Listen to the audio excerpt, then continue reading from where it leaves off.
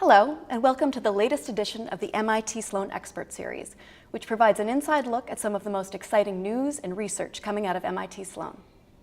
Today, my guest is Professor Zeynep, author of The Good Jobs Strategy, How the Smartest Companies Invest in Employees to Lower Costs and Boost Profits. Her book, which is based on research on the retail industry, shows how changes in workplace design, including raising employees' wages and giving them more control and responsibility over their work, translates into higher profits for companies and superior returns for investors. Welcome, Professor Ton. Thank you. Before we begin, I want to remind you, our viewers, that we'll be taking your questions live on social media during the second half of our program. Please use the hashtag MITSloanExpert to pose your questions to Professor Ton. Let's get started. Great. So, the premise of your book is that happy, productive, well-paid employees improves the bottom line for companies. The New York Times called it a radical and yet sensible idea.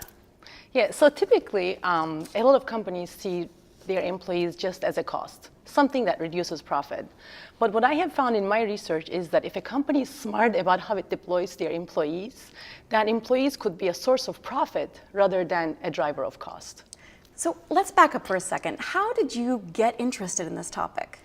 So my field is operations management, and I started my career looking at retail supply chains. I joined a group of researchers that looked at how they can optimize retail supply chains, help retailers make better merchandise planning decisions so they can improve their profits. What we found in our research is that while retailers did a pretty decent job getting the right product to the right store at the right time, they dropped the ball in the last 10 years of their supply chain, and their stores were full of problems. So give me some examples of what these problems were. Yes, so oftentimes products will be in the back room and not on the selling floor, and customers will experience a stock out. We thought retailers had great data, but their data were largely inaccurate, or promotions were not carried out. So what we found in our research is that all these operational problems had a huge impact in store sales and their profits. And of course, the obvious question then was, why do these problems happen all the time? Because it was so prevalent across so many different companies and so big. And what we found was that stores that had more employee turnover had more problems. Stores that were understaffed, they just didn't have enough people to get all the work done, had more problems. Stores that just didn't have enough training had more problems. And in fact, we saw that retailers were operating in what I call a vicious cycle. And this is a very expensive problem. It's a pattern you saw over and over again. Yes, it's a pattern that you see over and over again, and it gets worse because the vicious cycle starts with the mentality that people are just a cost, and then the companies try to minimize that cost. And that means having too few people, so hiring too few employees, and not investing in their quality in terms of training, wages, etc. Those lead to operational problems. Operational problems lead to lower sales and profits. And of course, when sales are lower, companies can't invest in their people because labor budgets shrink, and the vicious cycle continues. The thing is, when you talk to executives, what you would hear from them was, this is the only way that we can offer the lowest prices to our customers. Right? If we want to offer the lowest prices, we must offer bad jobs and we must offer bad service. But do they have a point in the sense of if they were to raise wages and make life better for their employees, that cost would have to go on to the customer? They absolutely do not have a point.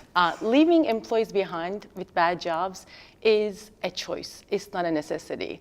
And the best proof of that is that there are a bunch of companies out there that are simultaneously offering the lowest prices to their customers, good jobs to their employees, and great returns to their investors. So give me some examples from your book. So my first research site was Mercadona, Spain's largest supermarket chain. They have over 1,300 stores, more than 20 billion euros in sales, huge company, and they're the low-cost retailer. So they have very low prices for their customers, good service, but they also offer good jobs. So if you work at Mercadona as a full-timer, you start as a full-timer, you get almost double the minimum wage in Spain. Mercadona offers their employees their schedules 1 month in advance. They work in predictable shifts. And Mercadona spends 5,000 euros for every new employee in training. So a huge investment in people.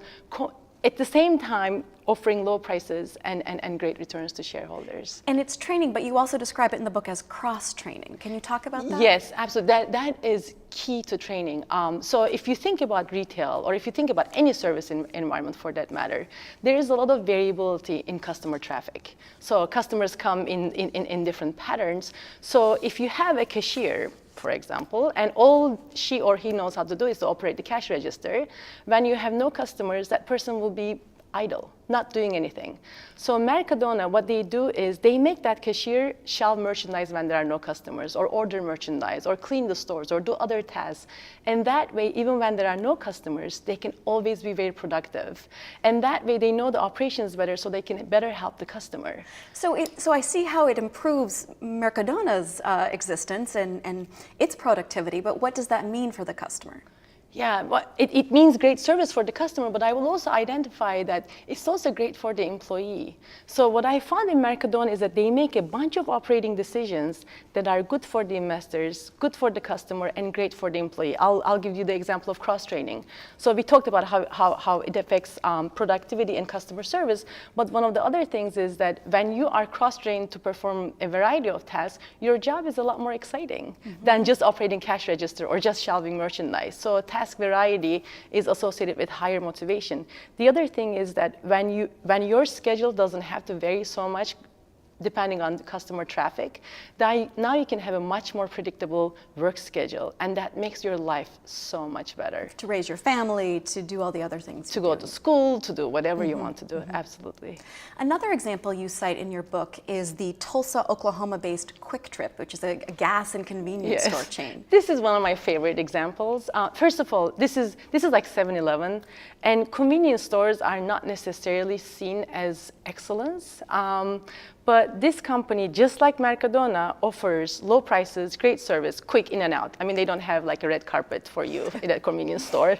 The CEO said to my students, that would be kind of creepy if you did that. Great performance. Their per store profits the year that I studied them were 89% higher than the top quartile in their industry. Wow. And their shrink is half the industry average. Very profitable company. Has been in the Fortune's 100 best places to work for 13 years in a row. And it pays employees well. Yes, it pays employees really well. If you are a store manager, you could make, if you're hired as an assistant manager, you could make as much as $40,000. But please make no mistake that this is not just about pay. And hopefully we'll get into this, but my theory is not just you pay your employees more and then the performance is so much better. If it was that easy, a lot more companies would be doing it. It's a lot more complicated than that. You also talk in your book about a human-centered operation strategy that both Mercadona and Quick Trip have. Can you talk about the characteristics of this? Yes, absolutely. So when I looked at both Mercadona and Quick Trip, they are so different from one another, right? One is in Spain, one is in Tulsa, Oklahoma, lots of other states, obviously. The types of products they carry is different, their employees are different, their customers are different. So the question I asked was, how are they able to offer low prices, good jobs, and great returns at the same time? And I saw that these companies not only invested in their workers, which is one thing that they do, but also they ran their entire operations in a way that made their employees extremely productive, and that put their employees in the center of their success and allowed their employees to continuously improve. I'll give you one example. So, and the choices that these companies make are very different than their competitors. I'll give you this example. If you go to a typical supermarket, you won't see a lot of employees around because companies are trying to minimize their labor costs, so they want to have as few people as possible to get as much work done as possible. But if you go to a Mercadona store, Mercadona deliberately has more people than the expected workload at the store. Now you can say, how can this be good for them, right? Because when a store is understaffed, the earlier problems that I talked to you about, products not being on the shelves, data being inaccurate, those problems happen, or the checkout line is too long, right? or the stores are not clean and customers are frustrated. So Mercadona Quick Trip makes sure that those problems don't happen, But at the same time, by having enough people, they allow their employees to have time to be involved in improvement so that they can reduce costs everywhere else in the system. So they invest in their people, but they make these types of choices that allows their employees to contribute a lot more to both sales and reducing costs. And leadership is looking for ideas for improvement up and down the chain. Absolutely. There's a flow up and down the chain, and that is so important. And that's why I call it human-centered, because this system only works if you have great people, right? You can empower your employees, you can give them time, but if you don't have great people, you won't be able to get those ideas, but the system requires those great people. In your book, you talk about Mercadona and Quick Trip, but you also talk about other companies that do this. And this is Southwest Airlines, UPS, Zappos, In-N-Out Burger, Trader Joe's, and Costco. The MIT Sloan Expert Series recently spoke to Jim Senegal, who is the founder and former CEO of Costco. Let's roll that clip and hear what he had to say.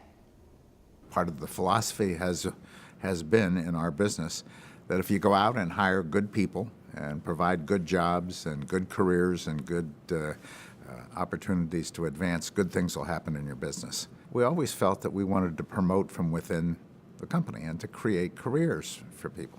That it wasn't just a job, it was also, if they chose, an opportunity for them to advance in the business and to grow in the business. And you do that by teaching. You know, and in our view, once you become a manager, if you don't understand that teaching is 90% of your job, you just don't get it. If you do the right job of hiring, and if you do the right job of teaching, they wind up doing it better than you would do it. And that's always been our philosophy. There is an enormous amount of pressure on a short-term basis. You're always judged by the last quarter. How well did you do, and how are the numbers? And if you didn't do well the last quarter, everyone thinks the world's falling apart. Obviously, business is not like that. I mean, business doesn't just go on that angle. It's ups and downs in the course of conducting your business. And so you have to understand that. And you've got to recognize that, as I mentioned to you, we were trying to build a business that would be here 30 and 40 and 50 years from now. We thought we owed that to all of the stakeholders of our business. We thought we owed it to our employees. We thought we owed it to our customers to be consistent. We thought we owed it to all of our suppliers so that they could count on us as well. It's a people business. Our business is a people business. If you buy the premise for a second that Costco is the low-cost provider of merchandise, and I hope you will buy that premise, and if we are also paying the best wages and have the best benefit plan and can be profitable, we must be getting better productivity as a result of what we're doing. And we think that's true. We think that when you hire good people, you're going to get better productivity and you get what you pay for. He makes it sound so easy. Yes, but it's not so easy. So if a typical supermarket chain or a typical retailer took Costco's employees, a set of employees from Costco stores, paid them the same amount and transported them into their environment, those same employees won't be as productive. Those employees won't be able to contribute as much. They won't have the same performance results because Costco, just like Mercadona, just like Quick Trip, has designed an entire operating system that increases people's productivity. And also, Costco is able to create a high-performance system. Costco is able to keep an eye laser focused on the customer and resist short-term temptations from Wall Street or from other investors. So doing all that, creating that culture of excellence is so hard. Paying people more is the easy part. This cultural transformation, are you seeing signs that it is happening elsewhere? Yeah, we have already, the cultural transformation is huge.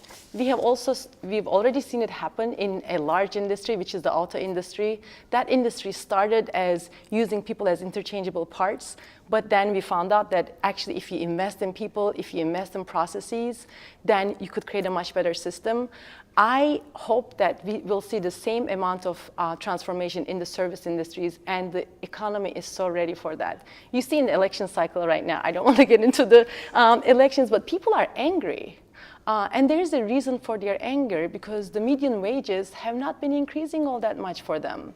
And we're seeing movement on the policy front. We're seeing movement on the policy front, but we desperately have to find a way to make the jobs and service jobs better jobs. Let me just give you a glance of how bad the jobs are and how big they are. So the number one employer in terms of size is retail in the United States. The number one occupation is retail salespeople. The number two occupation in terms of size is cashiers. And then the number three is food preparation and service workers. The median wage of a retail salesperson was $10.13 in 2014. The median wage for a cashier is a lot lower than that, $9.15 or so. And it's not just the very low hourly wages that these employees get. In addition to that, they have very few hours and their schedules are so unpredictable. Most retail employees get their schedules 1 or 2 weeks in advance and they change in the last minute with very little notice. Think about having a life. Think about going to school or taking care of your family when your schedule changes so much. And yes, on the policy front, we are seeing some changes, both on the schedules front and on minimum wage. To talk more about the policy front, the MIT Expert Series recently spoke with Secretary of Labor Tom Perez. Let's hear what Secretary Perez had to say about the Good Job Strategy. Roll that clip. When you take care of all your stakeholders, and actually your shareholders are quite well served. When workers have a voice in the workplace, that's good for everyone. And voice can take many forms. Market Basket is a remarkable example here in New England of it's a non-union shop. They've created a corporate culture that really had everybody feeling like they were one. What's really important, I think, to understand is these actions are not actions of charity. It's not corporate social responsibility. This is enlightened self-interest. And when we talk about inclusive capitalism, we're really talking about the enlightened self-interest, understanding that the high road is indeed the smart road. I mean, the challenge here is to make sure that this is the norm. One of the best IPOs over the last couple of years has been Shake Shack. And they've debunked the notion, the myth, that the only way to run a burger joint is to mistreat your employees. The most important thing you need is customers. And when people have greater wages, they spend more. I mean, Henry Ford figured that one out a little over a century ago. And that led to shared prosperity. The stakeholder model of governance is smart governance. It's smart for your shareholders, it's smart for your workers, it's great for your community, it's great for your customers. And we've got to continue to really spread the gospel. And that's why I'm so appreciative of the work that Zeynep has done, because she has convened, she's been the facilitator in meetings we've had at the White House. I see a movement building. And it's an exciting movement. And we've got to keep beating the drum. We've got to make sure the pipeline of students at places like Sloan, at every business school across this country, walks out with an understanding that they are at the forefront of the most important piece of unfinished business in America, which is building shared prosperity, making sure that wherever they go, they understand that the stakeholder model of governance is the smart model of governance. Secretary Perez talked about the importance of the next generation. What are some things that make you hopeful about the future? Yeah, first of all, Secretary Perez's office, the Labor Department has been doing some great work, and we're seeing some policy changes, right? We're seeing higher minimum wages in certain states. We are seeing that Schedules at Work that's introduced by Senator Warren. But I think policy aside, what we need is business leaders to change. It's going to be up to the business leaders to decide whether we're going to have an economy with good jobs or not. And I am so hopeful about the next generation of business leaders. I see them in my classrooms every time I step into the class. The millennials are excited to be part of something bigger than just making money. And they seem to want to create or lead businesses and change how we think about what it means to run a good business. On the other side, I'm seeing companies reach out to me expressing an interest to change, from very large companies to startups. I'll give you one example. Just last week in my classroom, we did a case about Managed by Q.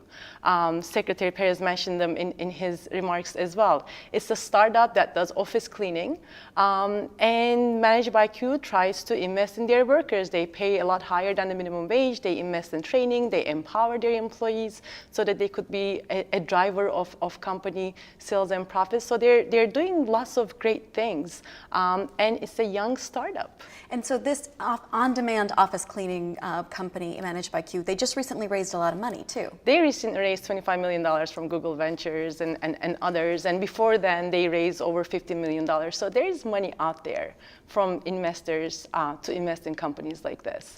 But actually, let's talk about investors for a moment.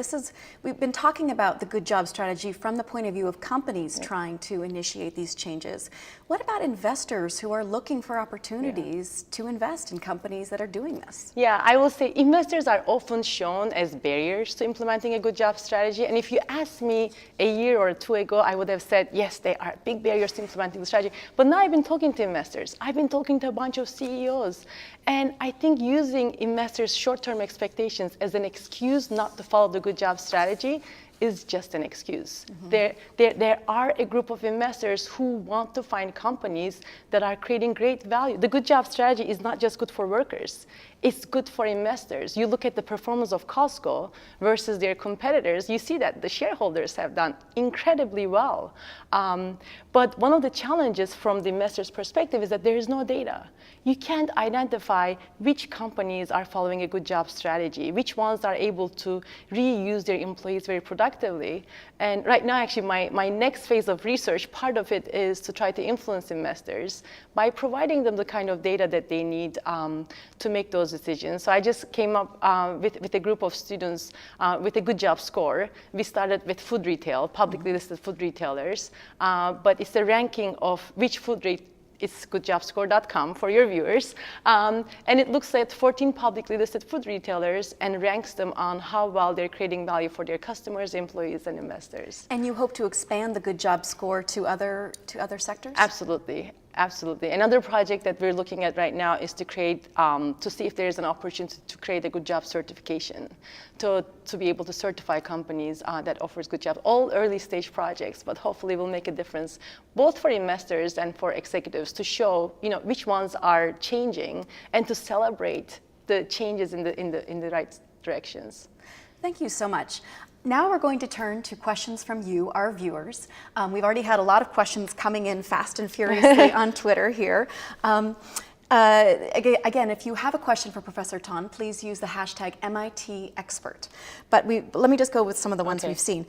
When you researched the good job strategy, did you find any employees at the model that didn't believe in the system? That is from Paul Critchley. So he says employees that didn't believe in the system, but I'm thinking it's also leaders who maybe didn't quite buy into it. Yeah, thank you, Paul, for your question. And it's a very important question because employee buy-in at all levels is incredibly important.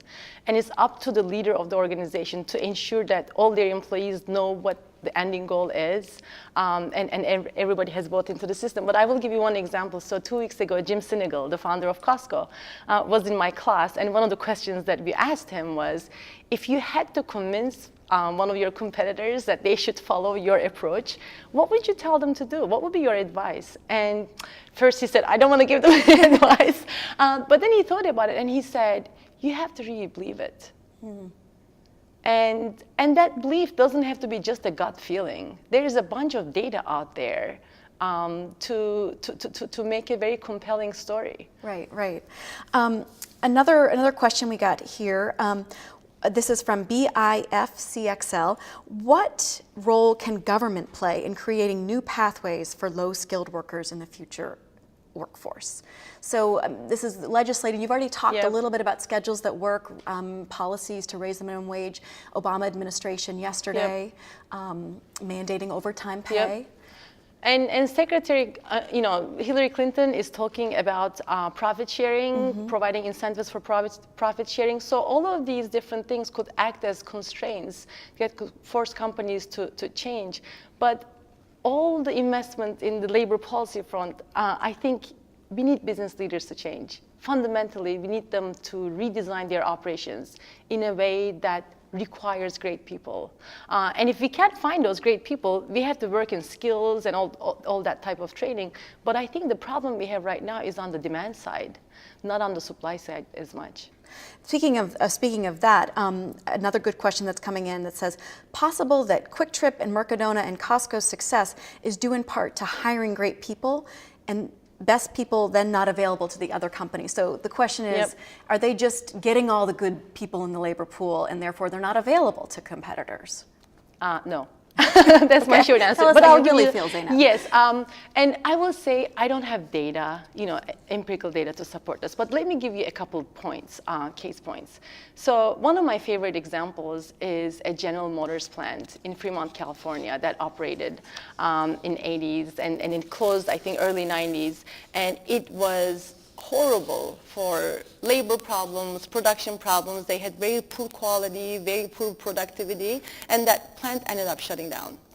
A couple of years later, Toyota reopened that plant as a joint venture with General Motors. It was called NUMMI.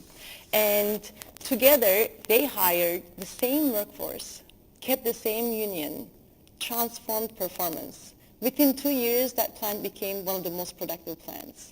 So clearly, it's not just about people. It's about how you manage the people, how you design your operations, and how you think about continuous improvement. The other data point is that let's remember what these jobs are, right? So you don't have to go to college to thrive at Costco. You don't have to go to college to thrive at Quick Trip or Mercadona. What we need is hardworking people, and I would like to believe that there are a lot of hardworking people out there who can fill in these positions. And lastly, I have never heard any of the retail CEOs that are following this good job strategy say that, oh, we could not go into that city or we could not open a store in that location because there just weren't enough good people. Mm-hmm. I have never seen that. So let's not use excuse that there just aren't enough people, and let's just change. And you know what? If you come to a point where there are so many good jobs that there just aren't enough people anymore, then we have a problem, and then we'll work on the supply side. That's your next book, right? That's perhaps my next book, who knows? Another one is from Ascent of the Machines. What role, if any, has technology played in eroding the core American values of shared responsibility and prosperity? So my research hasn't focused as much on the role of technology on work or shared prosperity, but technology had played a critical role in the industry that I look at, retail industry. Because if you remember, in late 90s, there was a player called Amazon who entered this industry and kind of disrupted the industry. But now what we see is omni-channel retail as being very important, and those companies that are able to thrive in omni-channel retailer as a retailer are going to be the ones that will survive. And the omni-channel not only requires better technology and better processes, but it also requires better people. So it increases the demand on the stores. And I think the more technology we have, the more we need better people to be able to use that technology productively. We have one more question, and that is, what are some future directions of your research? I mentioned the Good Job certification and the Good Job score, but the other one that I'm working on is if a company is following the bad job strategy right now. The bad job strategy. The bad job Okay, strategy. okay. So they're offering bad jobs right now. How do they get to good jobs? What does that transformation look like? What are the different steps that we could recommend to the CEOs, to the managers managing these companies to take? And that's what I'm working on right now. So it's quantifying the cost of offering bad jobs. So that whole transformation, the step one of the transformation is to get, as I think Paul, the first question asked about the buy-in. So the first one is creating the buy-in in the organization. And one of the better ways to create that buy-in is to quantify how costly it is to follow the bad job strategy. And you can quantify cost in a bunch of different ways. You could look at the operational problems, quantify the cost of those operational problems, quantify how expensive it is to have low conversion rate, and link all of these to bad jobs. And that is one thing that I am doing as we speak with a group of students. Thank you so much, Professor Tan. This has been a lot of fun talking to you. Thank you so much. And thank you for joining us. Her book, The Good Job Strategy: How the Smartest Companies Invest in Employees to Lower Costs and Boost Profit.